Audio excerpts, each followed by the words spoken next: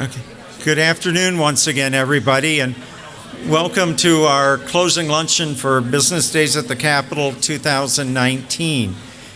Certainly been a very eventful and full past 24 hours, and we hope that you've all left having met some new people and caught up with others that you just don't see that often. As I said yesterday, how truly appreciative we are to live in a state where we have such access to our political leaders, to have had the legislative leadership here this morning for breakfast, and to have had Senator Daines and Congressman Gianforte here in person yesterday, and the message from Senator Tester.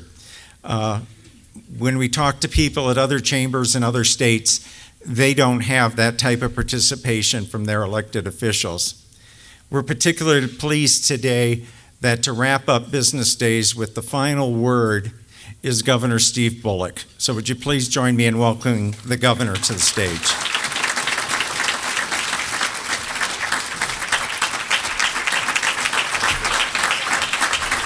Thanks.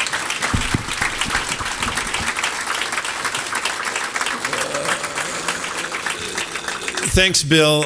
Thank all of you for having me here today. The notion on day two that the final word could exist from anyone might be a little bit optimistic. But I do appreciate being here. And I do enter into this legislative session, like I think I have with every legislative session, with great optimism.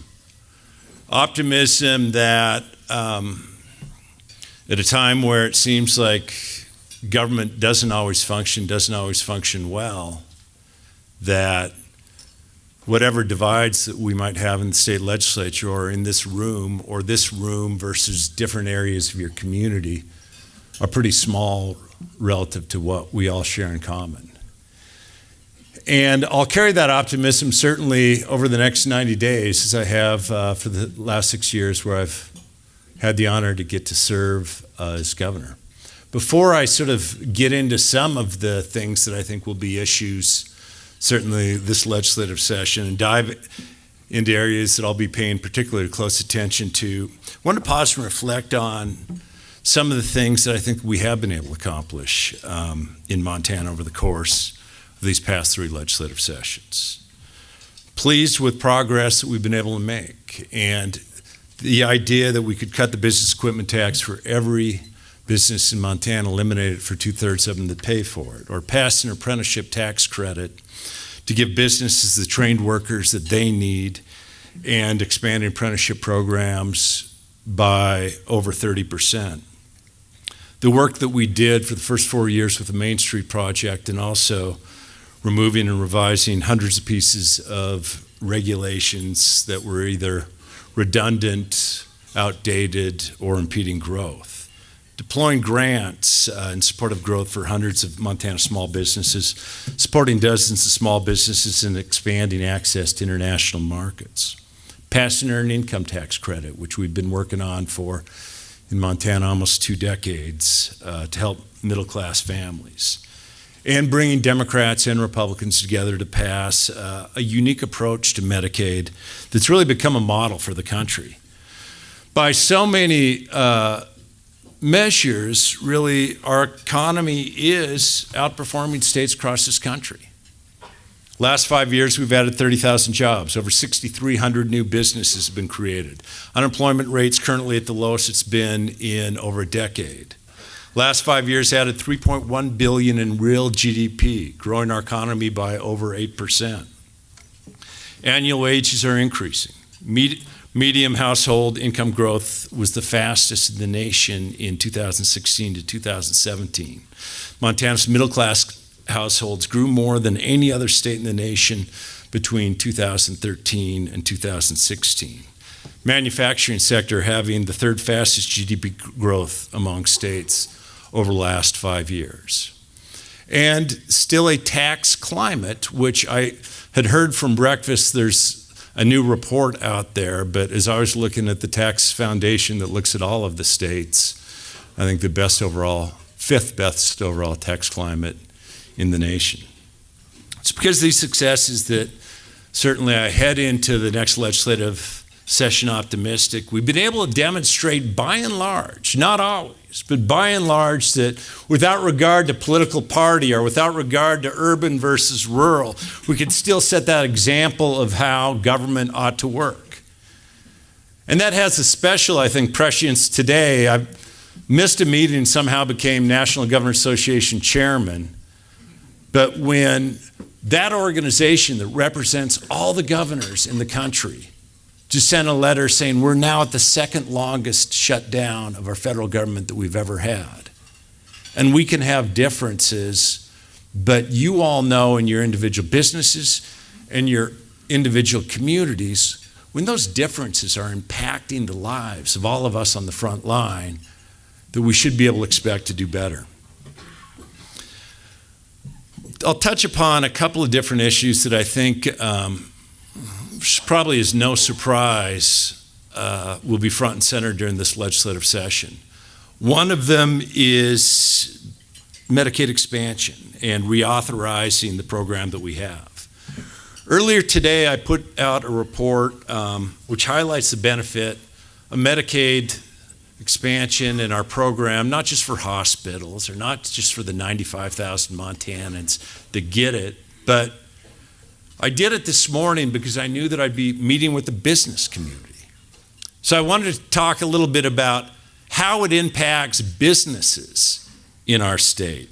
Look, we know that Medicaid expansions already provide health care for 95,417 Montanans. We know it through a lifeline to our rural hospitals. It slashed uninsured rates by almost 2/3. And it's had a substantial impact on our economy, generating and sustained 5,000 jobs, $300 million of personal income. Far too often, though, that those that want to have a discussion about this and Medicaid expansion frame it just as gains to our state, as just benefiting our doctors, our hospitals, or healthcare community, or gains just to those 95,000 Montanans that are relying on us to continue their access to healthcare. And there are frankly those that try to frame Medicaid as just a giveaway to Montanans, like a whole bunch of people in our state that if only they'd work a little bit harder, if only they'd do a little bit more, we wouldn't be having to provide health insurance for them. And I think it's full time now that we recognize that the value of Medicaid expansions is much for Montana businesses as it is for the Montanans now receiving access to health care. The report that we released today is prepared by Departments of Revenue and Department of Labor and Industry. Found that workers that get their health care through Medicaid expansion are employed by 57% of the businesses in our state. In other words, almost 3 out of 5 businesses in our state, those businesses rely upon Medicaid expansion to provide health care for some portion of their employees. Indeed, in 2017, 18,000 businesses in our state had one or more of their employees enrolled in Medicaid expansion. Every county in our state had at least 30% of their businesses employing Medicaid expansion participants. This is the case for businesses large and small. For those of you that represent some of our biggest businesses, 98% of businesses in Montana with 50 or more employees had at least one of those employees enrolled in Medicaid. However, we also know that most businesses employing Montana Medicaid expansion enrollees are small businesses. It's the case in nearly every across our business sectors. 90% of employers in the accommodations and food service sector. So 9 out of 10 businesses in our state in the accommodations and food services sectors have employees enrolled in Medicaid. If you're a construction firm, half of the construction firms that are registered businesses in our state have at least one employee enrolled in Medicaid. 2/3 of retail businesses including gas stations, had at least one employee on Medicaid. Maybe that shouldn't be surprising. We know that, and the report lays out, about 37% of businesses in our state provide health care for their employees. Maybe it shouldn't be surprising, but when you look at, if you're in Lake County, and look at every business in Lake County, 2/3 of them are relying, at least in part, on the Medicaid program to provide health insurance for their employees. If you're in Golden Valley, 91% of the businesses in Golden Valley have one or more employees on Medicaid. We certainly hear about the costs of this program, the costs to Montana. If you all had privately insured all those workers that received health care through Medicaid expansion in 2017, the cost to those businesses would have been somewhere between $343 and $940 million in 2017 alone. Now, I wanted to be part of the last word because fundamentally, businesses are the backbone of our economy. Businesses and the people that you employ, the workers in our state.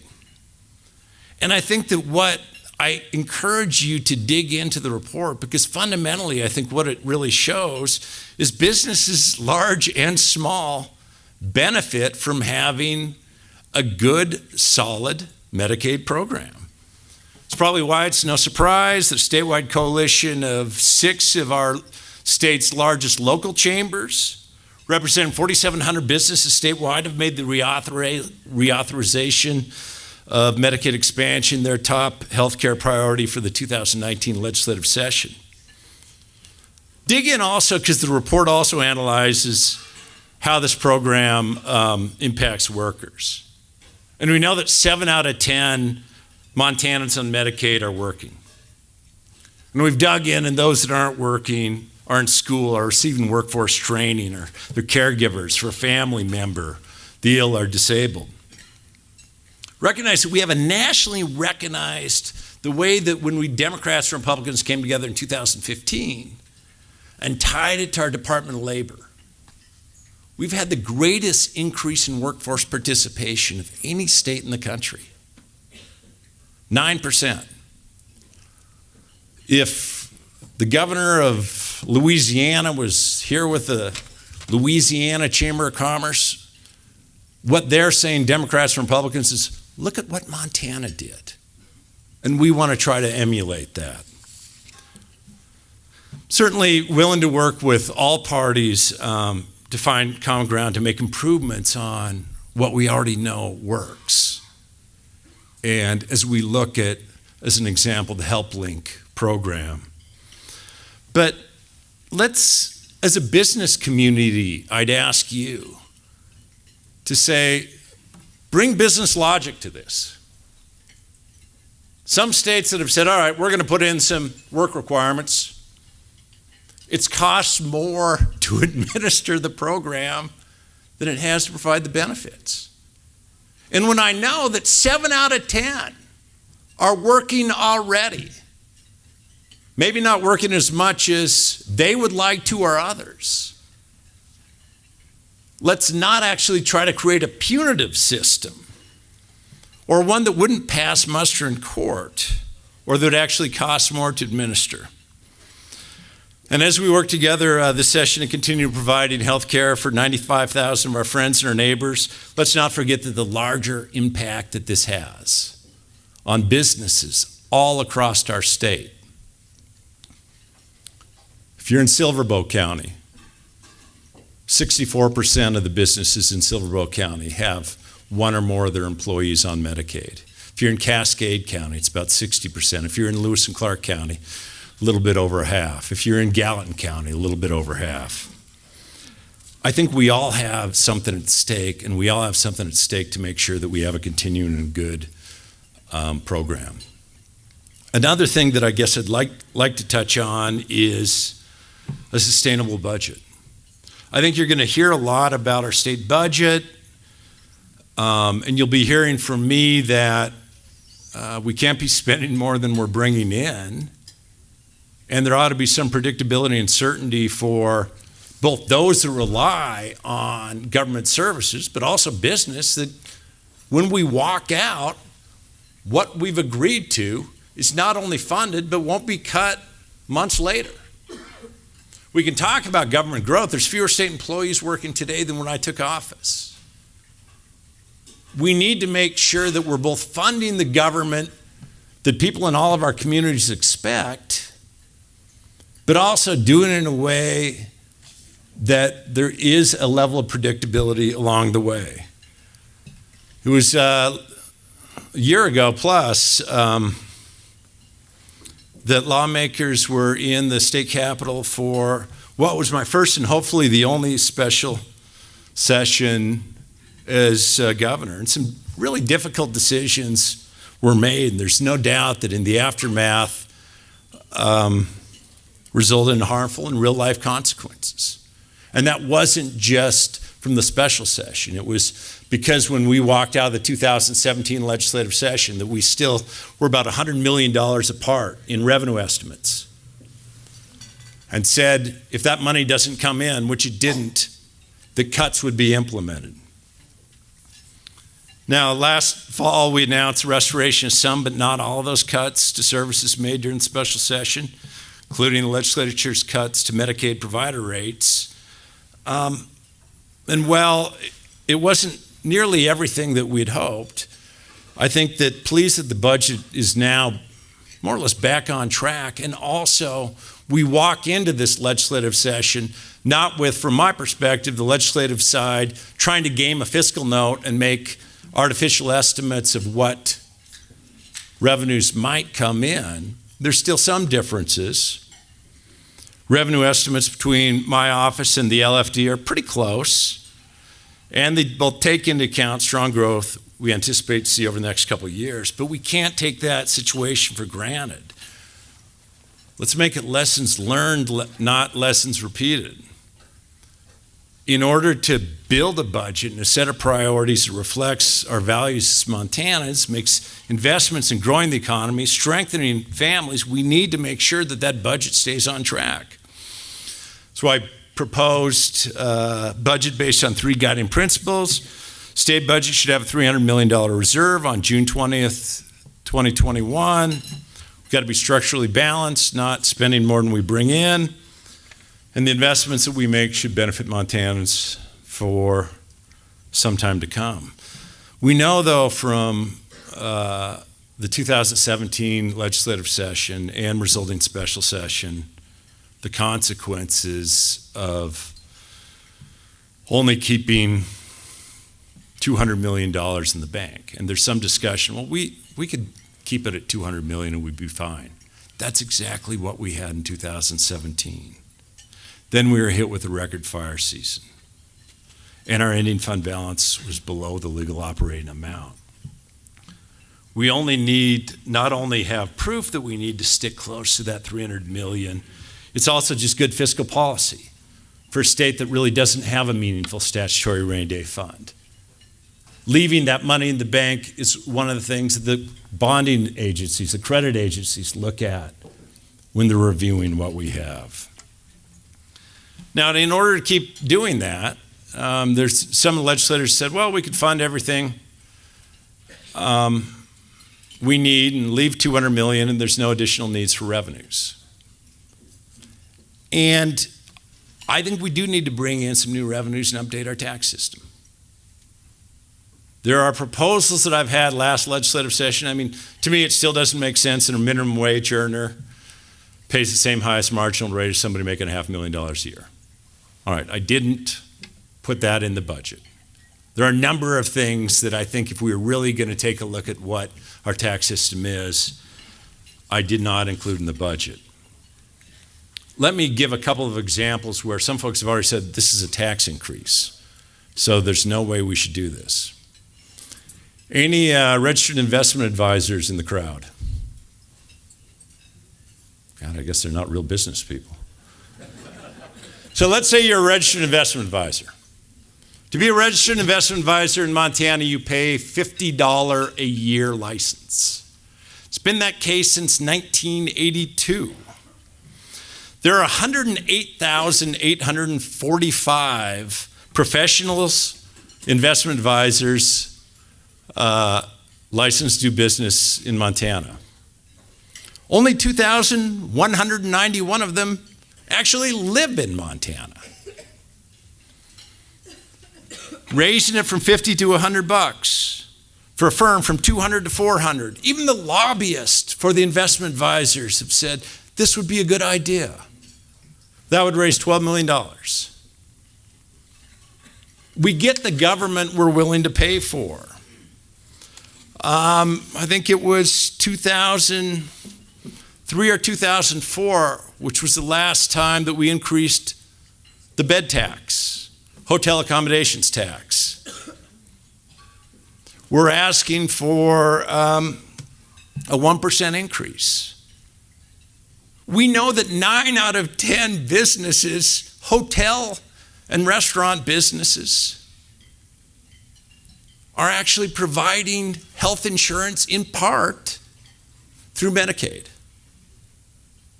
We all should have a stake in making sure that this works. A couple other areas too that I'd be more than happy to touch on if anybody has any desire to talk about revenue increases. I think though that we have that opportunity to build a budget that's sustainable, also invest in infrastructure, which I'd be happy to talk about, that also reflects the priorities of our state.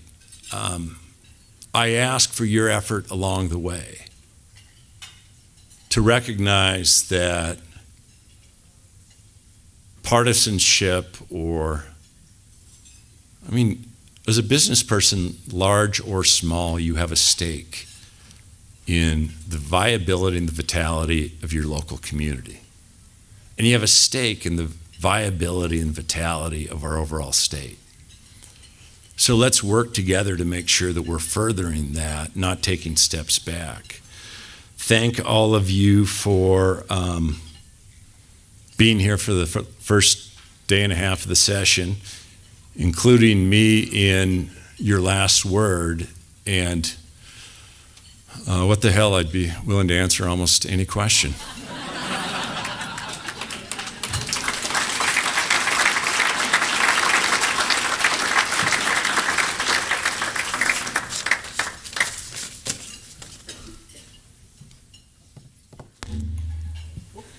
Any questions? Yes, right here. Hey. Governor, my name is Courtney Kibblewhite from Northern Broadcasting. Thank you so much for attending on behalf of the Chamber Board.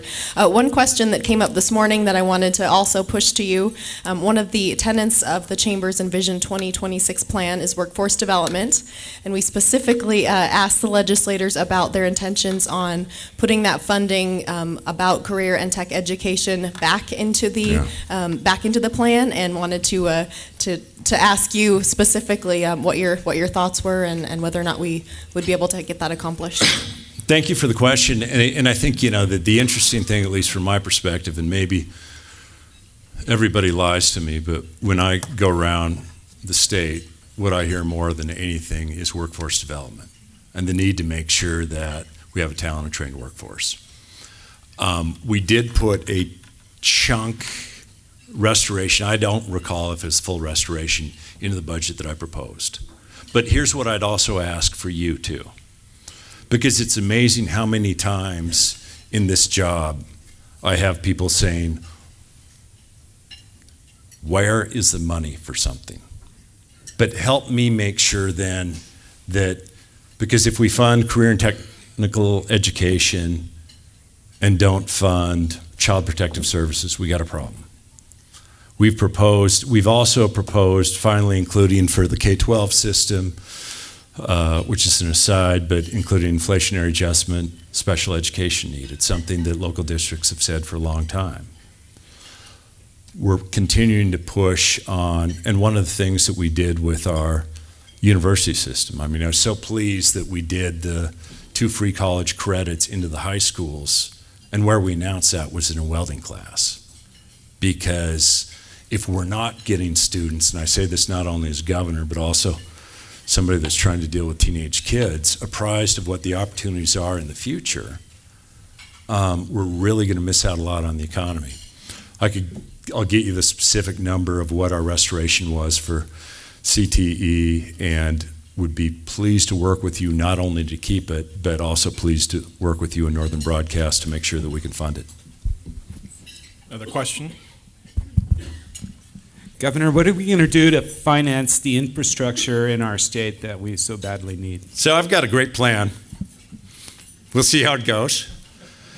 First step back, it's not like we haven't been doing any infrastructure investments, right? Like if I looked 13 until today, about $300 million, $240 million of it was into what I'll call horizontal infrastructure, your water, your sewer, and about $60 million of it was into vertical infrastructure buildings.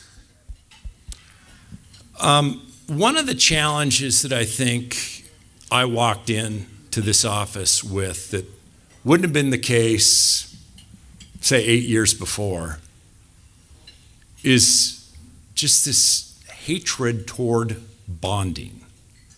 Like go back under Governor Roscoe or Governor Martz or Republican legislators, and when Republican-controlled legislatures were there, and they said, look, if you're going to make long-term investments, one way to do it is certainly, like any business would do, like a local government or school would do, is borrow a little bit.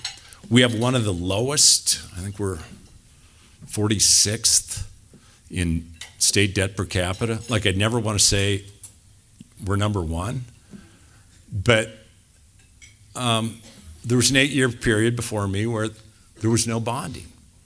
And I think it made something in a lot of our legislators that like somehow this is a bad thing. Now, recognize it takes a 2/3 vote to get it through, so it's a higher threshold, but it had always worked. One of the things that I often heard was, well, your infrastructure bills, Bullock, are great for urban areas, but not for rural areas. This time there is more money of the $300 million proposal going to urban areas than rural. There's a $44 million fund as proposed that would only go to communities that have seen increases or declines because of fossil fuels, oil, gas, and coal. The only exception to that with that $44 million that either local communities or counties could also apply for some of that money for broadband. So that doesn't hit any of the urban areas. I've tried to look at what our buildings ought to be. MSU, or the university system's number one priority has been Romney Hall. It has been for quite some time. I mean, I think they've probably brought in literally hundreds of millions of dollars of private dollars for buildings on that campus. Their number two priority was the music hall at University of Montana. I said, how's that going to get me votes? As important as that is. So the other university buildings are egg experiment station upgrades. And the only hygienist program we have in the state at Great Falls College. And then the only other building is the Heritage Center. Now, folks have said to me, if you just get rid of all those buildings, yeah, this would be easy. If I'm a legislator in Missoula who got Missoula College through on cash, but or if I'm a legislator in Bozeman who knows how important the university system is to my community, or in Great Falls, I'd say, why should I be paying for the water and sewer of a town that isn't paying for it themselves? So a long way to say that I hope that I'm proposing more money into rural areas than urban, more money into horizontal infrastructure than vertical infrastructure. I've tried to listen to, other than the fact that some legislators just say, we should never borrow money, I've tried to listen to their concerns and address them. And we'll continue to work with them throughout. I think one of the best things that could happen, one of the many good things that could happen out of this session is finally to reach an agreement on bonding, so whoever comes in next, like this isn't one of these untouchables, because it never was in our state, and it sure shouldn't be if we care about the vibrancy of our infrastructure. Any additional questions for the governor?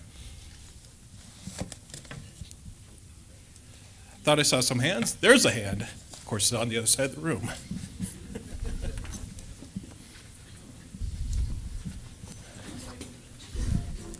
Governor, this is Mary Kate Puckett. How are you?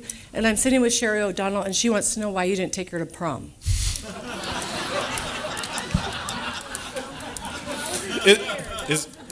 As an aside, being governor in the town that you were raised, that might have been one of the nicer questions. When my fourth grade teacher will say, well, you could have turned out a hell of a lot better. So, good seeing you both. Does anybody have any real questions?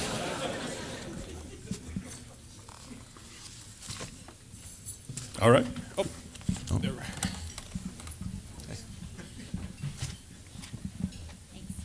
Thanks, Governor Bullock, for being with us. And we just heard a great presentation from Microsoft on what they're doing, and they talked about the governor's group that you're part of. Could you share with us a little bit about what's in funding and what are some proposals that you have for the next session when we saw the stats on the number of parents that really support that type of education in our schools? We know you're a leader in it. Like to hear that. Thanks. Yeah, and I'm not sure, I didn't have the good fortune of seeing the Microsoft's proposal, but directly in a budget, also we're adding another $250,000 for computer education, training of computer educators along the way.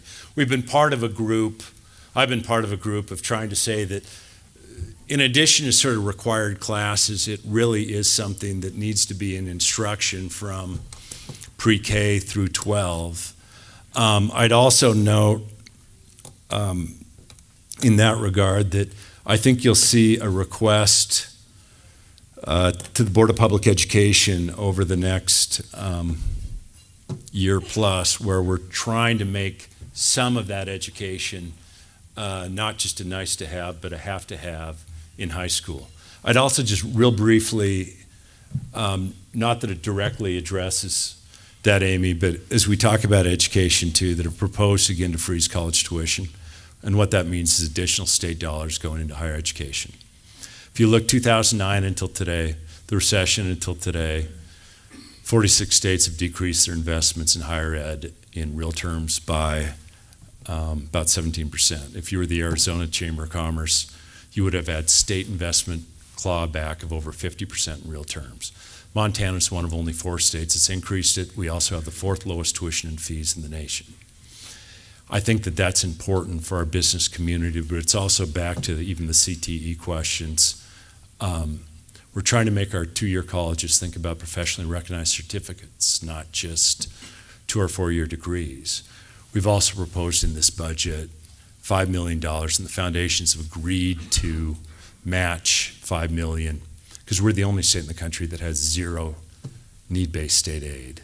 And that's a black mark from my perspective, so that $10 million fund would end up for students, both need-based aid and also trying to get people to return to college. We have over 120,000 Montanans that have some higher ed. Bunch of them have, they already bought a 2-year degree, and they're that close to a 4-year degree. We ought to get them certified. Any additional questions? That's it. Again, thank you so much for having me. Thanks for what you do to try to make Montana that much better place to live, work, have business, educate, and recreate.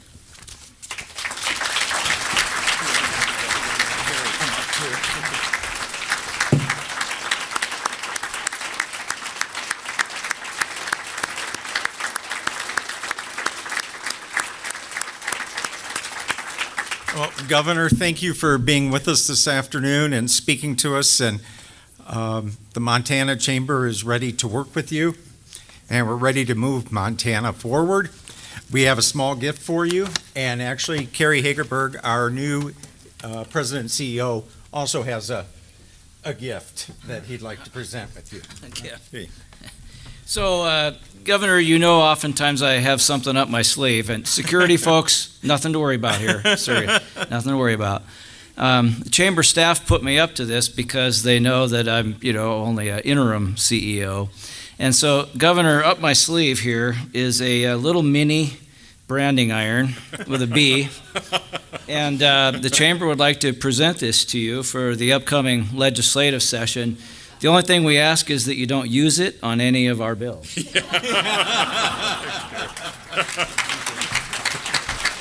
Thanks, Carrie. And while I sometimes have disagreements, I probably won't use it on anyone's bill, but I'll keep it as a momentum. Memento. Thanks.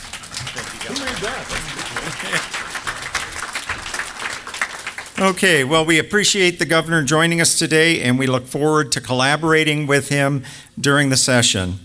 This concludes Business Days at the Capitol 2019. It has been a great pleasure on behalf of the entire Chamber Board and Chamber staff to have welcomed you here to Helena. There should be some evaluation forms either on your table or out front, and if you just take a minute and complete those, we would appreciate it. And safe travels as you head back home, and we look forward to seeing you at the many Chamber events throughout the state throughout the year. Thank you.